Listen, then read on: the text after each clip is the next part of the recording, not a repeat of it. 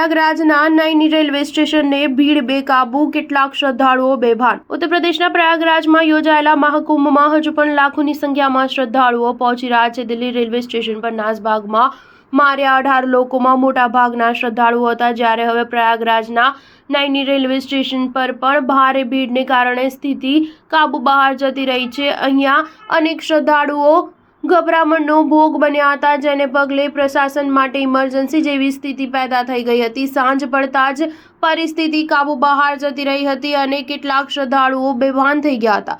દરમિયાન Delhi railway station પર આકરા નિયમો લાગુ કરાયા છે। નવી દિલ્હી રેલવે સ્ટેશન પર નાસભાગમાં 18 લોકો માર્યા ગયા હતા। ભારે ભીડને ધ્યાને રાખીને હવે રેલવે સ્ટેશન પ્રશાસને કાઉન્ટર પરથી પ્લેટફોર્મ ટિકિટોનું વેચાણ 26મી તારીખ સુધી બંધ કરી દીધું છે। તમામ એન્ટ્રી પોઈન્ટ પર ટીટી અને આરપીએફને તૈનાત કરવામાં આવ્યા છે। ટિકિટ વગરના કોઈપણ નાગરિકના પ્રવેશ પર પ્રતિબંધ મૂકી દેવામાં આવ્યો હતો।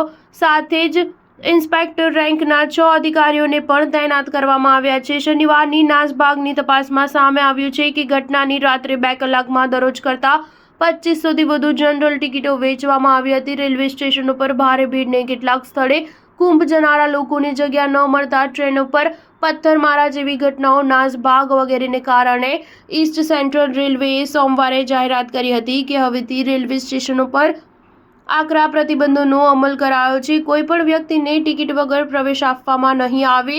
CPRO સરસ્વતી ચંદ્રએ કહ્યું હતું કે મહાકુંભ સુધી મુસાફરોને કોઈપણ પ્રકારની મુશ્કેલી ના પડે તેની પૂરી તકેદારી રાખવામાં આવી રહી છે। રેલવે સ્ટેશનો પર એન્ટ્રી પોઈન્ટે ટિકિટ વગર કોઈ પ્રવેશ ના કરે તે માટે સુરક્ષા વ્યવસ્થા વધારી દેવામાં આવી છે। સ્થાનિક પ્રશાસન અને પોલીસની પણ મદદ લેવામાં આવી રહી છે। બીજી તરફ દિલ્હી રેલવે સ્ટેશન મહાકુંભમાં નાસભાગની ઘટનાઓને પગલે સુપ્રીમ કોર્ટમાં PIL થઈ છે, જેમાં ભવિષ્યમાં નાસભાગની કોઈ ઘટના ન બને તેની પૂરતી તકેદારીના આદેશ આપવાની માંગણી કરવામાં આવી છે। સાથે જ દિલ્હી રેલવે સ્ટેશને નાસભાગની ઘટનાની તપાસનો સ્ટેટસ રિપોર્ટ માંગવામાં આવે તેવી પણ અપીલ કરાઈ છે। સ્ટાર ન્યૂઝ 7 હંમેશા સચ્ચાઈની સાથે।